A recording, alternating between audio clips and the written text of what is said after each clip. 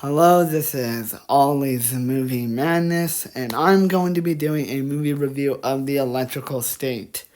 This film, a lot of people really hate. They say it's one of the worst Netflix original films, but I don't think it is as horrible as a lot of people are saying it is, because I do think it's very much underrated. There's a lot of stuff I like about it. The storyline's really interesting. How it focuses on this girl named Michelle, and she misses her little brother, so she decides to go look for him. And she come across this guy named Keys and his robot Herman, and the three of them team up, and they eventually meet the mayor of this dystopian future named Mr. Peanut, and he and Keys and Michelle team up with Dr.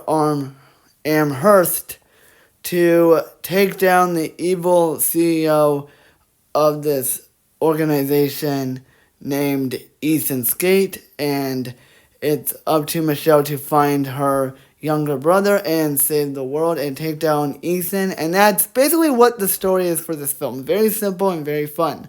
The performances are all great. There are so many actors, which I'm not going to cover every single performance. I'll just cover the more notable ones. Millie Bobby Brown plays Michelle, and she gives one of the more powerful, one of the most emotionally driven performances of the entire film. And Michelle, the character, you can tell that she's going through a lot. She misses her younger brother, Christopher. She wants to be reunited with him. The scene where she has to pull the plug on her younger brother is really sad and really emotional. And she breaks down crying. She said that she doesn't want to. She keeps telling her brother that, oh, we could transfer your consciousness into another robot, but Christopher says it'll be okay. It's one of the saddest moments of the entire film. Chris Pratt, who plays Keys, actually does a tremendous job, mainly because he's not playing an idiot like he was in the MCU. He actually takes the role seriously.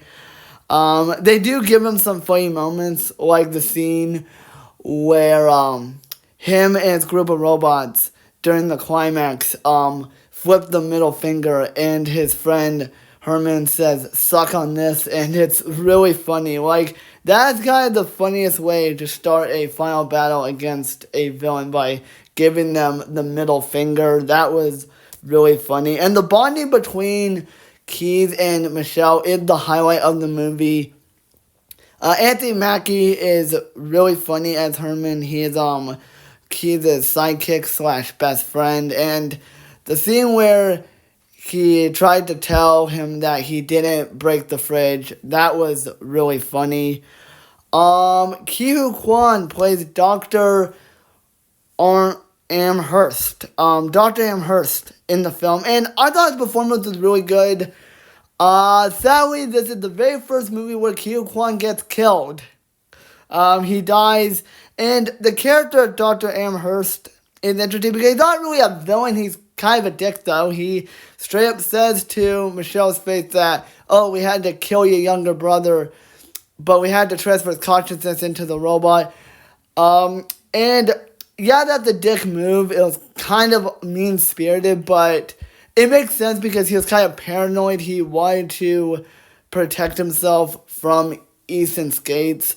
The funniest part occurs where Keys like, let's stay calm, everything can be, and he just sucker punches Dr. Hurst in the stomach, which he kind of deserves it for being kind of a jackass.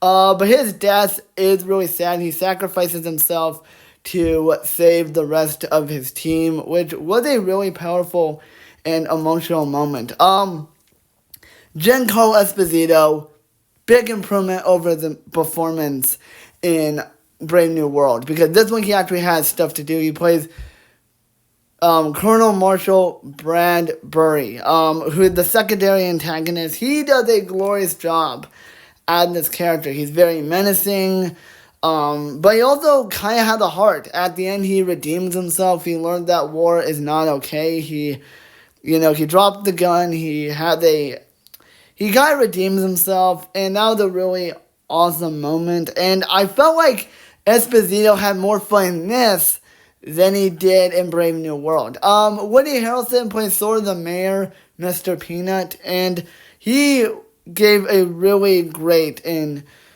entertaining performance. You know, Mr. Peanut, he is the voice of reason in the film. The scene where he tells Ethan that we don't have to kill each other, we can have peace, was a really suspenseful and nail-biting moment because Mr. Peanut believes that robots and humans can coexist. Really powerful, emotional stuff. Speaking of Ethan, let's talk about him. Stanley Tucci played the villain, and he does such a glorious job playing this character. You can tell he's having a lot of fun, and he's kind of reminiscent of Ben Mendelsohn's character from Ready Player One, Nolan Sorrento, because they're both greedy. They want everything to go their way. And the scene where he mentions, like, everything will be fine, we're gonna make a lot of money, when he's talking to Giancarlo Esposito's character, that was a really dark and intense scene, and you just hate this guy, you want something bad happen to him, and the scene where he gets arrested, that was satisfying. That's his punishment for being a dick. And where there's a scene on the news when the guy goes like, okay, lock him up forever, I don't want to see his face ever again. That was really funny. I will say though, Stanley Tucci is a better villain than the villain in Next Gen. I thought that villain was a piece of shit because he was a twist reveal villain. In this movie, no, they just flat out say that Stanley Tucci is a douchebag, and it works. They just say, okay, Ethan's the villain. And I do think Alvin Knuckles is more fun to rip on because he does more heinous stuff. But I think Ethan is a decent villain. He's very entertaining. I do think Harrison Ford from Brave New World gives a better performance. There's no competition. I think Ford is a better actor than Stanley Tucci. But both actors had a lot of fun on their characters. The directing by Joe and Anthony Russo is magnificent. You know, they pour so much heart and emotion, and they just focus on mostly the emotional stuff and less on the comedy, which is interesting. Because, like, there's jokes in this movie, but then we'll switch to something sad or something suspenseful, and it works perfectly. I think this is their best directed film outside the MCU. You know, they directed the two Captain America movies, Cherry, and they also directed the two Avengers films, and they have a really awesome track record. But overall, I thought the directing was perfect. So in conclusion, I don't think this movie is as horrible as a lot of people say it is. I would say this, it's the most underrated film of this year. The storyline, well, very simple, was a lot of fun. The performances were great. Everyone did a wonderful job at their characters.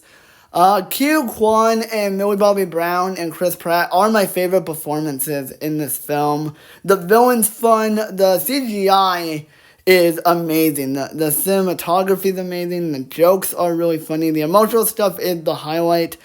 Cosmo, voiced by Alan Tudyk, was really cute and adorable. The actor, Woody Newport, who plays Christopher in the flashbacks, he gave one of the more emotional and tragic performances, and you could tell everyone was just having fun. You know, Brian Cox, he had a lot of fun at the baseball robot, Popfly, he was really funny.